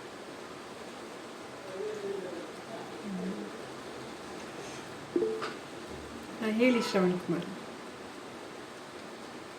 ಇದೇ ಚಾಪ್ಟರ್ಗೆ ಫಸ್ಟ್ ಹೆಡ್ಡಿಂಗ್ ಇದೇ ಬರ್ಬೇಕು ಅಂತ ಏನಾದ್ರು ವಿಚಾರ ಇತ್ತಾ? ಇಲ್ಲ, ನನಗೆ ಆಕ್ಚುಲಿ ಅದು ದುರ್ಗಾ ಸಪ್ತಶತಿ ಶ್ಲೋಕ ತುಂಬಾ ಇಷ್ಟ. ಅಂದ್ರೆ ಅದು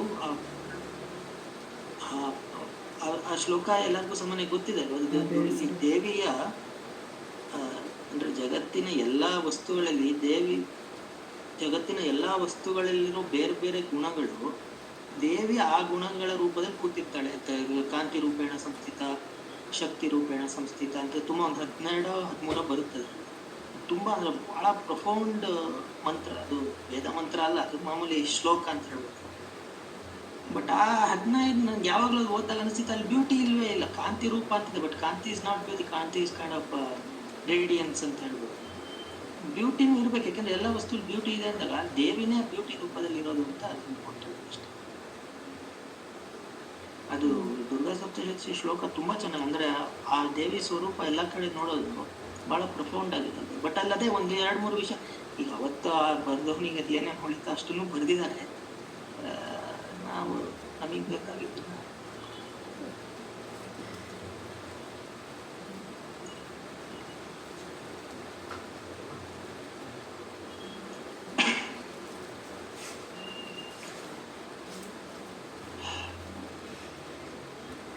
ನಂಗೆ ಪ್ರಶ್ನೆ ಅಂತಲ್ಲ, ನನಗಿದು ತುಂಬ ಇಷ್ಟ ಆಯಿತು. ನಾನು ಈ ಥರ ಯೋಚನೆ ಮಾಡಿರಲಿಲ್ಲ. ಪ್ರಾಣಿಗಳಲ್ಲಿಯೂ ಆಹಾರವಿದೆ ಆದರೆ ಅಡುಗೆ ಇಲ್ಲ, ಸಂವಹನ ಇದೆ ಆದರೆ ಭಾಷೆ ಇಲ್ಲ, ಸೌಂದರ್ಯವಿದೆ ಆದರೆ ಕಲೆ ಇಲ್ಲ. ಇದು ತುಂಬ ಚೆನ್ನಾಗಿ ಯೋಚನೆಯಲ್ಲಿ ಬರೆದಿದ್ದೀರಾ ಅಂತ ಅನಿಸ್ತು. ತುಂಬ ಇಷ್ಟ ಆಯಿತು ಈ ಸಾಲು. ಒಂದ್ಸಲ ಸಂಸ್ಕಾರ ಮಾಡೋದು ಕಲಿತ ತಕ್ಷಣ ಮನುಷ್ಯರದ್ದು ಅದೇ ಹೇಳಿದ, ಈ ಕರಡಿನ ಮಂಗ ಬಾಳೆಹಣ್ಣೆ ತಿಂತಾ ಇದೆ ಈ 10-20-50 ಸಾವಿರ ವರ್ಷದಿಂದ. ನಾವ್ ಏನೇನು ಅದು ಒಂದ್ಸಲ ಅಂದ್ರೆ ಮ್ಯಾನಿಪುಲೇಟ್ ಮಾಡ್ಬೋದು ಅಂತ ಗೊತ್ತಾದ ತಕ್ಷಣ ಅದು ಎಕ್ಸ್ಪೋನೆನ್ಷಿಯಲ್ ಆಗಿ ಬೆಳೀತಾ ಹೋಗುತ್ತೆ.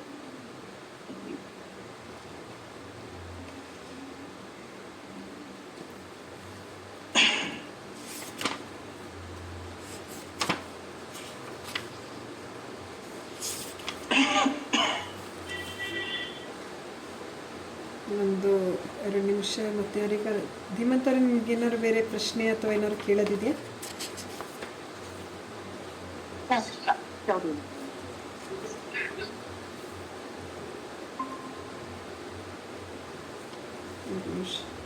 ಶ್ರವಣ್ ಕುಮಾರ್ ಅವ್ರು, ನಿಮ್ಗೆ ಏನಾದ್ರು ಪ್ರಶ್ನೆ ಏನಾದರೂ ಕೇಳೋದಿದೆಯಾ? ಇಲ್ಲ. Okay okay. ಪೃಥ್ವಿ ಅವರೇ, ಪೃಥ್ವಿಜಿ ಅವರು ಇಲ್ಲ. ನೀವೇನಾದರೂ ಇನ್ನು ಅರುಣ್ ಅವರೇ, ನೀವೇನಾದರೂ ಆಸ್ ಅ ಕ್ಲೋಸಿಂಗ್ ನೋಟ್ ಥರನ ಅಥವಾ ಏನಾದರೂ ಪರ್ಟಿಕ್ಯುಲರ್ಲಿ ಸಮರೈಸ್ ಥರ ಏನಾದರೂ ಇದ್ರ ಬಗ್ಗೆ ಹೇಳೋದಿದ್ರೆ? ಸಮರೈಸ್ ಮಾಡೋದಂದ್ರೆ ಈಗ ನಾನು ಬರ್ದಿರೋ ವಿಷಯ ಅದೇ. ನನಗೆ ಎಷ್ಟು ನಾನು ಬ್ಯೂಟಿನ ಎಲ್ಲೆಲ್ಲಿ ನೋಡಿದ್ದೀನಿ ಅಷ್ಟನ್ನ ಬರ್ದಿದ್ದೀನಿ. ಬಟ್ ಅವರವರ ಇಂಡಿವಿಜುವಲ್ ಎಕ್ಸ್ಪೀರಿಯನ್ಸಲ್ಲಿ ಬ್ಯೂಟಿ ಏನಂದ್ರೆ ಒಟ್ಟು ಗಮನಿಸ್ತಾ ಇರಲ್ಲ. ಗಮನಿಸಿದ್ರೆ ನಾವೇ ಎಷ್ಟೋ ಕಡೆ ನಾವು ಸೆಲೆಕ್ಟ್ ಮಾಡೋ, ಈಗ ಎಷ್ಟೋ ಜನ ಬೈಕ್ ತಗೊಂಡ್ರು, ಶರ್ಟ್ ತಗೊಂಡ್ರು, ಬ್ಲ್ಯಾಕೆ ತಗೋತಾ ಇರ್ತಾರೆ. ಅಂದ್ರೆ ಅವನು ಆ ನಿರ್ಧಾರ ಮಾಡುವಾಗ ಅದೇನೋ ಒಂದು ಮನಸ್ಸಿನ ಇದರಲ್ಲಿ ಇಂಡಿವಿಜುವಲ್ಸಿಗೂ ಆ ಬ್ಯೂಟಿ ವರ್ಕ್ ಆಗ್ತಾನೆ ಇರುತ್ತೆ. ಅದನ್ನ ಈ ತರ ಸಬ್ಜೆಕ್ಟ್ ಬಿಟ್ಬಿಟ್ಟು ತಂಪಾಡಿಗೆ ತಾವು ಅಬ್ಸರ್ವ್ ಮಾಡ್ಕೊತಾ ಹೋದ್ರು ಅದು ಬಹಳ ಅಂದ್ರೆ ಅಟ್ಲೀಸ್ಟ್ ಆ ಆಕ್ಟಿವಿಟಿನೇ ಬಹಳ ಖುಷಿ ಕೊಡುತ್ತೆ. ಅದಾದ್ಮೇಲೆ ಅದರಿಂದ ಏನು ಉಪಯೋಗ ಆಗುತ್ತೆ ಅನ್ನೋದು ಬೇರೆ ವಿಷಯ. ಬಟ್ ನಾವೇ ನಮ್ಮ ಲೈಫಲ್ಲಿ ಬ್ಯೂಟಿನ ಹೆಂಗೆ ಪರ್ಸೀವ್ ಮಾಡ್ತಾ ಇದೀವಿ ಅಥವಾ ಇವನ್ ಎಕ್ಸಿಕ್ಯೂಟಿವ್ ಮಾಡ್ತಾ ಇದೀವಿ. ಈಗ ನಾವು ಮಾಡೋ ಎಷ್ಟೋ ಕೆಲಸಗಳು ಹೆಂಗ್ ಬೇಕೋ ಹಂಗ್ ಮಾಡ್ತಾ ಇರ್ತೀವಿ. ಯಾವ್ದೋ ಒಂದ್ ಕೆಲಸ ಮಾತ್ರ ನಾವು ಬ್ಯೂಟಿಫುಲ್ ಆಗಿ ಮಾಡ್ತಾ ಇರ್ತೀವಿ. ಅದು ಆಕ್ಚುಲಿ ಬಹಳ ಆಶ್ಚರ್ಯ. ಈಗ ಎಷ್ಟೋ ಜನ ತುಂಬಾ ಚೆನ್ನಾಗಿ ಬಟ್ಟೆ ಮಾಡಿಸ್ತಾರೆ. ಎಲ್ಲಾರ್ಗೂ ಬರೋದಿಲ್ಲ ಅದು. ಅದು ಕೌಶಲ. ಈಗ ಎಲ್ಲರೂ ನಾವು ಎಲ್ಲ ಬಟ್ಟೆ ಎಲ್ಲಾ ಮನುಷ್ಯರೆಲ್ಲರೂ ಬಟ್ಟೆ ಮಾಡಿಸ್ಲೇಬೇಕು. ಬಟ್ ಯಾರೋ ಕೆಲವ್ರು ಮಾಡಿಸೋದು ಬಹಳ ಚೆನ್ನಾಗಿರುತ್ತೆ. ಯಾಕೆಂದ್ರೆ ಅದು ಅಲ್ಲಿ ಏನೋ ಒಂದು ಕೌಶಲ ವರ್ಕ್ ಆಗ್ತಾ ಇರುತ್ತೆ. ಅದನ್ನ ಗಮನಿಸ್ತಾ ಹೋದ್ರೆ ಇಟ್ಸ್ ರಿಯಲಿ ಎವ್ರಿವೇರ್. ಹಂಗಾಗಿ ನನಗೆ ಕನ್ಕ್ಲೂಡಿಂಗ್ ಅಂತ ಹೇಳ್ಬೇಕಾಗಿರೋದು ಅಷ್ಟೇ. ನಾವು ಒಂಚೂರು ನಮ್ಮ ಸುತ್ತಮುತ್ತ ಅಥವಾ ನಮ್ಮಲ್ಲಿ ಬ್ಯೂಟಿ ಹೆಂಗಿದೆ ಅಂತ ಒಂಚೂರು ನೋಡ್ತಾ ಹೋದ್ರೆ ತುಂಬಾ ಒಂಥರ ಮಜಾ ಇರುತ್ತೆ. ಅದು ಒಂದು ಸಿಕ್ಕ ನೋಡಿದ್ರೆ ನೀವು ಇದನ್ನ ಹೇಳುವಾಗ ನನಗೆ ನೆನಪಾಗಿದ್ದು ಹೋಟೆಲ್ ತಿಂಡಿಗಳು. ಅದೇ ಒಂದು ಯಾವುದೋ ಒಂದು ಇದರಲ್ಲಿ ಎಲ್ಲ ಕಡೆನೂ ದೋಸೆನೇ ಮಾಡ್ತಾರೆ. ಆದರೆ ಯಾವುದೋ ಒಂದು ಹೋಟೆಲ್ದು ಯಾರೋ ಒಬ್ಬರು ಮಾಡಿರೋದು ಅದು ತುಂಬ ಇಷ್ಟ ಆಗುತ್ತೆ. ಸೊ ಅದೇ ಥರನೇ ಈ ಬ್ಯೂಟಿ ಅನ್ನೋದು ಆಗ್ಬೋದಲ್ವಾ? ಎಕ್ಸಾಕ್ಟ್ಲಿ ಅದು ಇವನ್ ಹೋಟೆಲ್ ಈಗ ಯಾರೋ ಒಬ್ರೇನೆ ಅಡ್ಗೆ ಮಾಡೋರು ಯಾವ್ದೋ ಒಂದ್ ಡಿಶ್ ನ ತುಂಬಾ ಚೆನ್ನಾಗಿ ಮಾಡ್ತಾ ಇರ್ತಾರೆ. ಅಂದ್ರೆ ಅವ್ರು ಮಾಡೋ ಆವರೇಜ್ ಡಿಶ್ ಗಳಿಗಿನ ಒಂದ್ ಮಾತ್ರ ತುಂಬಾ ಚೆನ್ನಾಗಿ ಮಾಡ್ತಾರೆ. ಅದು ಹೆಂಗೆ ಅಂತಾನು ಬಹಳ ಡೆಡ್ಯೂಸ್ ಮಾಡ್ಕೊಂಡು ಕಂಡುಹಿಡಿಬಹುದು. ಬಟ್ ಅದ್ರ ಅವಶ್ಯಕತೆ ಇಲ್ಲ. ಅದನ್ನ ಗುರುತಿಸಿದ್ರೆ ಸಾಕು. ಅದೊಂಥರ ಎಲ್ಲಾ ಕಡೆ ಬರ್ತಾ ಇರುತ್ತೆ. ಹಾಗಾಗಿ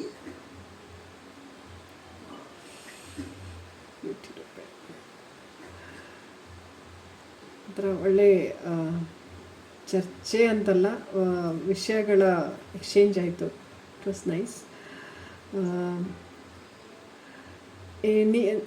ಇದು ಮತ್ತೇನಾದ್ರು ಧೀಮಂತ್ ಅವರಿಗೆ, ಶೈಲೇಶ್ ನಿಮಗೇನಾದರೂ ಇದ್ರ ಬಗ್ಗೆ ಪ್ರಶ್ನೆ ಏನಾದ್ರು ಹೇಳೋದಿದೆಯಾ?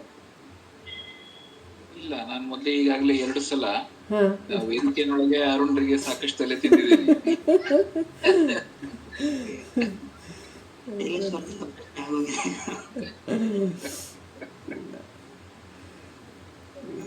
ಇಲ್ಲ, ಇದು ಬ್ಯೂಟಿ ರೂಪೇಣ ಸಂಸ್ಥಿತನೂ ಒಂಥರ ಬ್ಯೂಟಿಫುಲ್ಲಾಗಿ ತುಂಬ ಚೆನ್ನಾಗಿ ಮೂಡಿಬಂತು.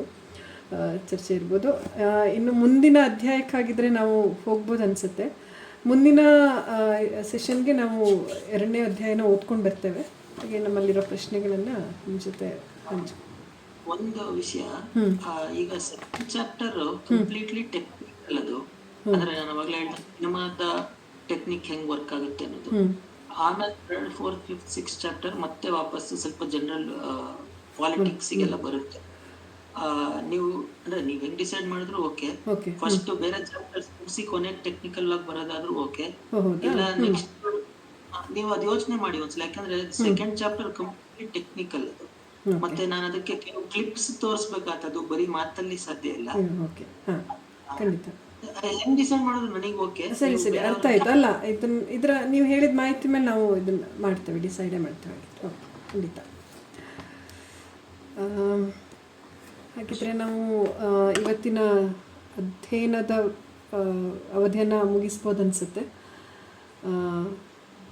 Hope everybody is fine with this. And next ಮೀಟಿಂಗಿಗೆ ನಾವು ಮತ್ತೆ ಸೇರೋಣ. ಅದರದ್ದು ಮಾಹಿತಿನ ಗ್ರೂಪಲ್ಲಿ ಹಾಕ್ತೇನೆ, ಏನು ಅಂತ ನೆಕ್ಸ್ಟ್ ಯಾವುದು ಅಂತ. ಅದೇ ಇನ್ನೂ ಅವ್ರ ಬಗ್ಗೆ ಅವ್ರು ಬರೆದಿರೋ ಬರವಣಿಗೆ ಇದಕ್ಕೆಲ್ಲ ಫೇಸ್ಬುಕ್ಕಲ್ಲಿ ಅವ್ರನ್ನ ಸಂಪರ್ಕಿಸ್ಬೋದು. ಮತ್ತು ಅವರು ಇಲ್ಲೇ ಪುಸ್ತಕದಲ್ಲೇ ಹೇಳ್ದಂಗೆ ಇನ್ನೊಂದು ಕ್ರೋನಿ ಅರುಣ್, ಅದಕ್ಕೆ gmail.com. ಕ್ರೋನಿ ಅರುಣ್, ಅದಕ್ಕೆ ಅದರಲ್ಲೂ ಅವರನ್ನು ಸಂಪರ್ಕಿಸ್ಬೋದು. ಮುಂದಿನ ಅವಧಿಯಲ್ಲಿ ಹಾಗಿದ್ರೆ ಭೇಟಿಯಾಗೋಣ. ಅವಧಿಯ ಯಾವ ವಿಷಯ ಅಂತ ಮೆಸೇಜ್ ಹಾಕ್ತೇವೆ. ಎಲ್ಲರಿಗೂ ಶುಭರಾತ್ರಿ. ಧನ್ಯವಾದ ಎಲ್ಲರಿಗೂ. Thank you. Thanks a lot Arun ಅವರೇ. Thank you.